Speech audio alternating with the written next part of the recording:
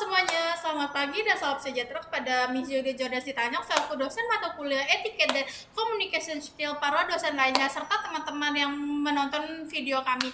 Pertama-tama, perkenalkan kami terlebih dahulu. Saya Dwi Sylvia Anggraini dengan NIM 122-3312 dan rekan saya Sarah Sarafina Samanta dengan NIM 122-30330. Kami berdua itu mahasiswa aktif semester 4 dari program studi manajemen Kampus Universitas Bunda Mulia Kampus Ancol.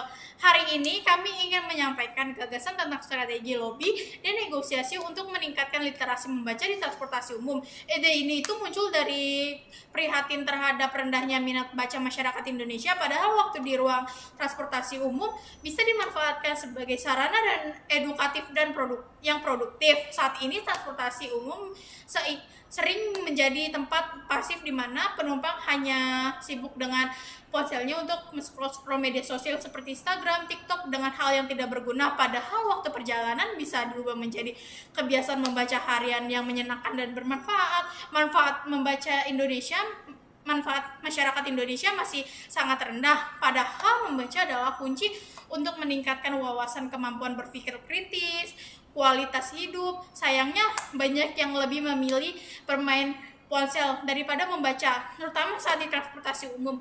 Waktu yang dihabiskan di KRL, Transjakarta, MRT, dan angkutan umum seperti Jaklingko bisa dimanfaatkan untuk membaca. Bayangkan kalau di gerbong ada rak buku atau ada QR barcode yang mengarah ke bacaan ringan. Aktivitas membaca bisa menjadi kebiasaan harian yang produktif dan menyenangkan.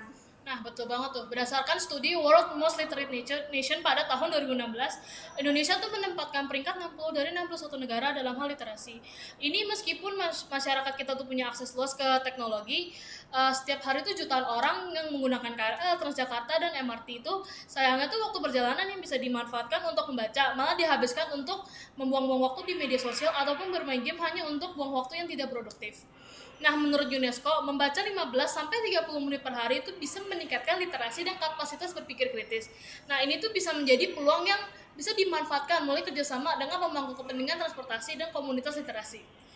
Nah, jadi yang dijelaskan oleh Sarah itu sangat bermanfaat untuk kita semua. Bayangkan, jika setiap ada halte atau gerbong kereta dilengkapi pojok baca atau QR barcode kebaca digital, hal ini bukan hanya mimpi tetapi belum nyata. Kami mengajak kalian semua atau masyarakat untuk menjadikan membaca sebagai kebiasaan saat berpergian, dan kepada pemerintah, pengelola transportasi, komunikasi literasi, dan sektor swasta, kami mengajak kalian semua bekerja sama nilai menyumbangkan buku, menyediakan fasilitas membaca, atau mendukung kampanye visual literasi.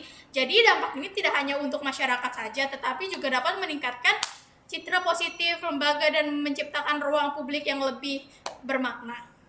Nah, ada beberapa solusi praktis dan berkelanjutan yang bisa kami usulkan nih. Solusi yang pertama tuh ada rak buku mini di stasiun dan gerbong kendaraan umum, bersih bacaan ringan dan edukatif.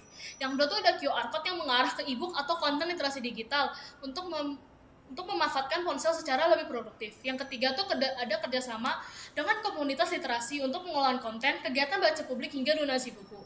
Kemudian ada strategi untuk meningkatkan minat baca di ruang publik. Yang pertama tuh ada dukungan sektor wisata melalui program CSR berupa donasi buku, dana, dan promosi literasi. Yang kedua tuh ada kampanye edukatif dan emosional seperti gerakan satu buku di perjalanan untuk membangun kesadaran dan kebiasaan membaca. Yang ketiga tuh ada dukungan kebijakan pemerintah yang kuat dan evaluasi berkala agar program berkelanjutan dan menjadi bagian dari kebijakan nasional. Nah, yang dijelaskan oleh kita semua, oleh kita berdua itu, yaitu literasi adalah kunci membangun manusia. Transportasi umum bisa menjadi ruang belajar berjalan dan tempat orang tumbuh dan belajar secara alami. Nah, jadi kita berdua tuh mengajak seluruh pihak untuk bersama membangun budaya baca di ruang publik. Mari mulai di langkah kecil, satu buku di perjalanan, satu kebiasaan baru untuk masa depan Indonesia yang lebih cerdas. Terima kasih atas perhatiannya.